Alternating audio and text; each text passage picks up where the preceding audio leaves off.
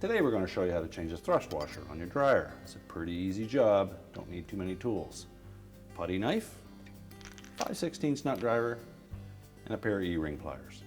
Let me show you how it's done. The very first thing we do before we begin this repair is disconnect the power to the dryer. If it has a plug on it, simply disconnect the plug and you're safe. If it does not have a plug, find the disconnect switch, turn it off, and verify that power is disconnected to your dryer before you begin. To begin this repair, the first thing we'll need to do is raise the top of the dryer. And there's two spring clips, each of them are in about 3 inches from the outside edge. Just take a flat putty knife, locate them, push in and depress the spring, lift up gently on the top and hold it up.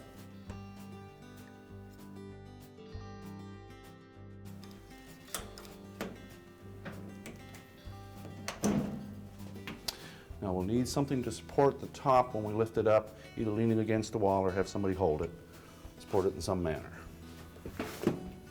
Next, we're going to remove the front panel, and there's two 5/16 screws that secure the front panel to the cabinet. They're accessible from the back. We'll need to remove those. We also have the door switch.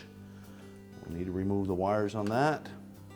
And if it has a light in the model that you're working on, you'll need to remove the wires to the drum light.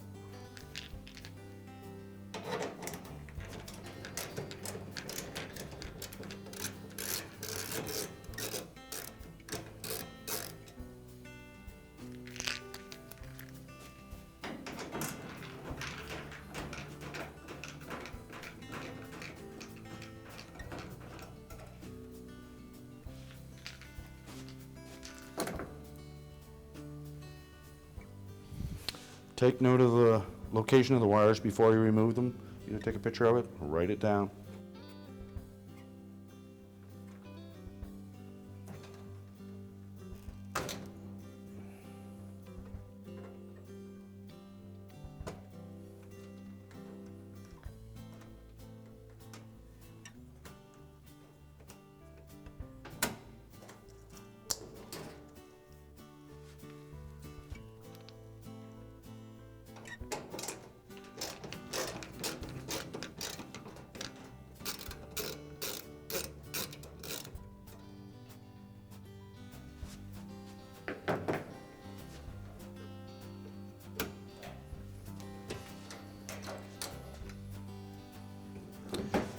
Gently lift up on the front panel and unhook the two tabs from the bottom.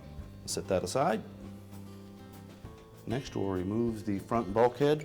There's four 5/16 screws that secure that to the cabinet.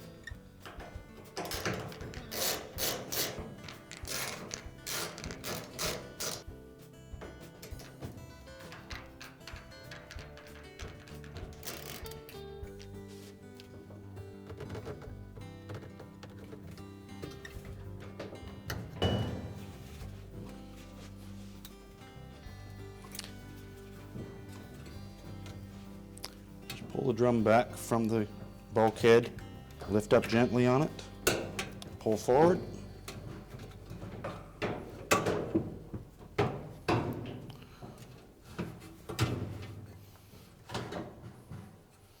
Now you can set aside the front bulkhead. Now with the front bulkhead removed, we have access to the drum and the belt. To remove the drum, we need to release the pressure on the idler pulley.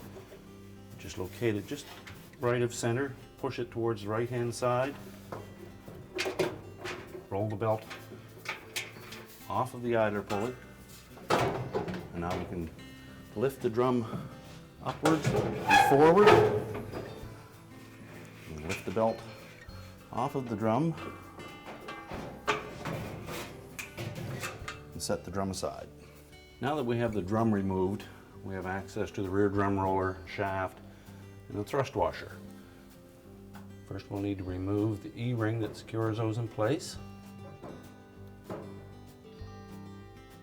in there.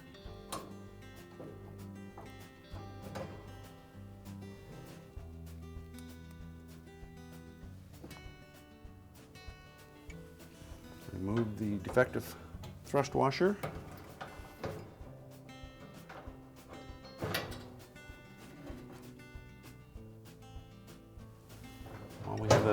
inspect the drum roller.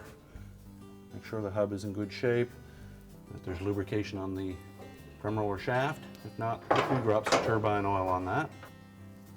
Reinstall the new thrust washer. E-ring back on. Make sure it snaps firmly into the groove. And we're ready to begin reassembly. Before we begin to reassemble the dryer, it'd be a good time to take a vacuum cleaner and vacuum up any lint that's laying in areas inside of the cabinet, just to make sure that we don't have any excess amount in there, which could create a potential fire hazard. Next, we're going to take the drum and the belt. We'll loop the belt around the drum, mainly to use as a lifting support. We'll lift the drum into place and engage the rear rollers in this area of the drum.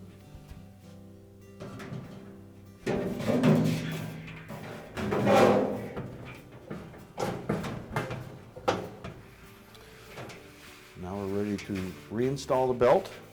We need to wrap it around the motor pulley and the idler pulley. We'll do that through the front. We'll put the groove side of the belt around the motor pulley. Pull it across the top. Lift up on the idler pulley. Wrap the belt around the idler pulley. Make sure it's sitting firmly on top of the rollers. And as we turn the drum, we should see the blower wheel moving. Now we're ready to put the front bulkhead on. To reinstall the front bulkhead, we basically want to push the bulkhead up against the dryer drum, making sure that the two glides are underneath the lip of the drum. Then we can lift up and install these two tabs, one on each side, into the opening in the cabinet.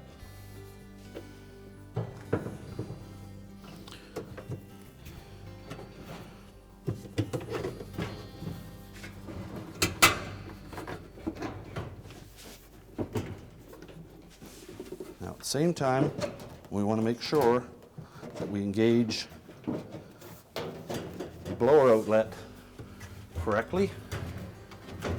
Make sure the drum is still sitting on top of the slides. We're ready to install the 4 5/16 hex head screws.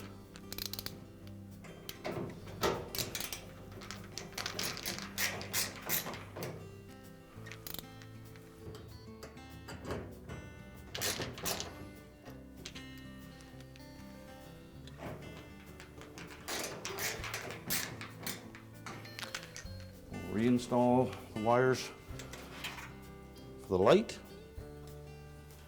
Make sure they go through the harness holder.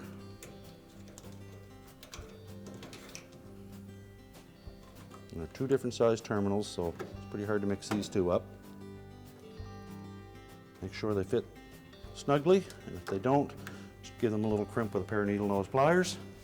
Now we're ready to put the front panel on. Now, as we install the front panel, we want to engage two clips that are on the bottom of the cabinet, two slots in the bottom of the front panel.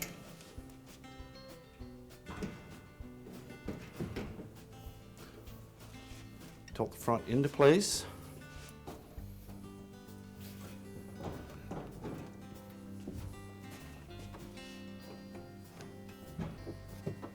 And reinstall the 2 5/16 screws that secure the front panel to the cabinet.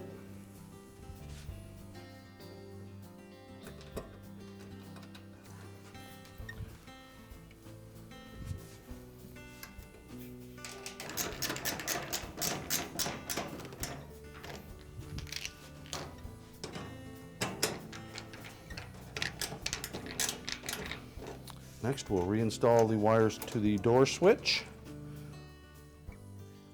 This is where you consult the notes that you made when you took them off.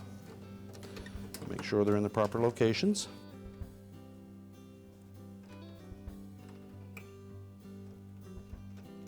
Make sure they fit snugly. And if not, crimp them with a pair of needle nose pliers.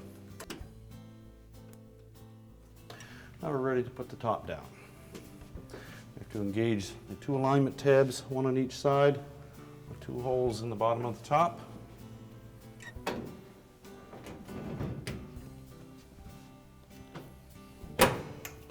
And then 2 locator tabs on the front. Snap it into place. And our repair is complete.